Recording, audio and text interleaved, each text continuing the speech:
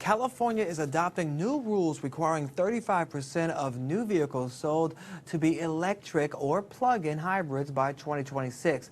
Now, this is leading up to a complete ban on gas-powered cars by 2035. Now, members of the House's Transportation Committee in Washington feel that the push to ban internal combustion engines could hurt both automakers and consumers. So here to discuss is the car coach, Lauren Fix. Thank you so much for being with us. We got to start off by what is your reaction of California's ban?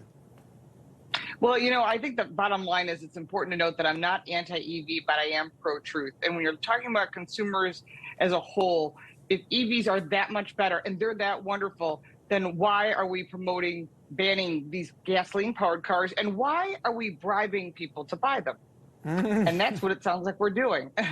Yeah, there definitely are some incentives out there, as they call them.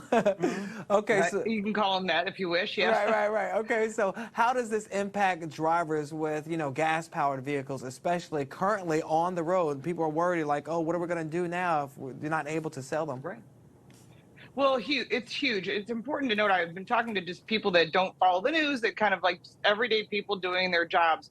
It's important to note that across California, there's only 18% are electric vehicles, and across the United States, it's only 6.3% that are electric vehicles. So if you drive around the roads and you start looking at the other cars, you start realizing there's a lot of people that can't afford an electric vehicle. And with gasoline being more expensive, insurance rates are higher, and electricity rates are continuing to grow. You can look at other countries to get a good example of what's going on in the UK is on its way here, higher electricity costs. And that's a problem, because all that means that if you can't afford the car you have, the last thing you can afford is a new vehicle, higher insurance payments, a charging station, and all the additional expenses that go with it. And I think people don't think about that. It's easy to look on the surface, and I have a lot of friends that own EVs, and they can afford it, but they also have multiple vehicles, and that's not true for everybody. You bring up a good point where people have to think that I have to actually charge this vehicle, which could pull more electricity. Yeah. So you're spending a lot more on your electric bills. And sometimes I guess people think they can just plug them into a regular 110 watt. A lot of times you have to get charging stations for these things as well in your house. So there's a lot of additional costs that you're talking about. Is any idea how much additional cost that we're speaking about here? Yeah, I had a charging station installed. The charging station itself was $2,000. It has to be installed by a certified electrician. There's been a lot of people that have tried to install them themselves, and they can cause house fires. So you have to have a dedicated circuit. So a certified electrician must install them for your safety and for your home. And that's another $2,500 to $5,000, depending upon the home you live in. Not everybody has a separate garage that's not attached. I mean, you have to look at where people live. Some people live in apartment buildings or condos where their cars park out in the street. And if you look at California, they've got a problem with downtown LA where they say you can charge anywhere, where the homeless have literally taken over the streets and people aren't going to be charging there because it's probably not a wise idea. So when you start thinking about the fact that that's a limitation for people, you're not going to get people to do this. But I will tell you something interesting. I have a lot of friends in California that are on the same page as me. And what they've said is this has happened in the past multiple times. Laws are passed. They say it's 5 years out, we're going to do this. And as we get closer and closer, and then 2 years for it to go into place, they kind of drop the whole law because they realize that people are pushing back. They can't afford to go EV. The costs are too high. And we've got a rare earth mineral problem. And besides it, once 2023 hits, there are 0 vehicles that qualify for that $7,500 tax credit.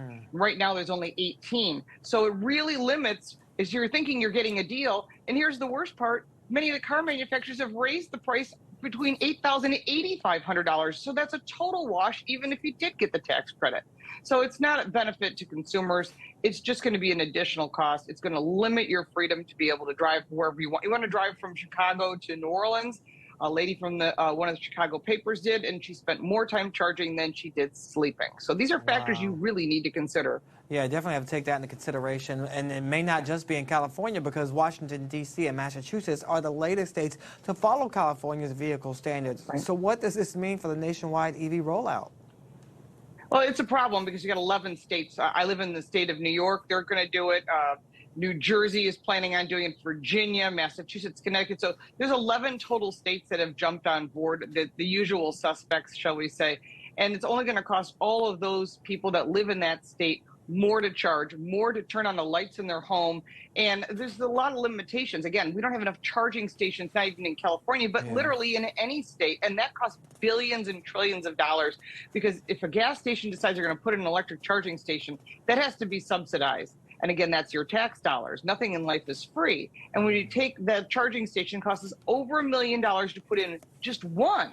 And so if somebody's there charging and you pull up and say, hey, I need a charge, you may have to wait at least an hour for them to move, or the next person in line, where you can fill up gasoline in 7 minutes and be on your way.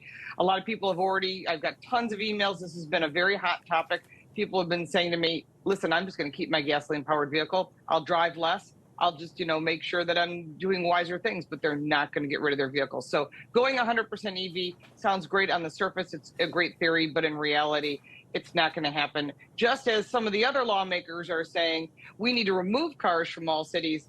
That's a problem, especially if you live in the city. Yeah, you bring up a good point. Like, when we can't find parking, let alone parking with a charger there, it's going to be very difficult. Yeah. So what other solutions are automakers or the government, presenting to help with climate control and climate change instead of these EV vehicles? We're seeing a lot of plug-in hybrids, which are really good solutions. You can plug in if you want, if you need to. If you're going on the road, you could still fill up with gasoline.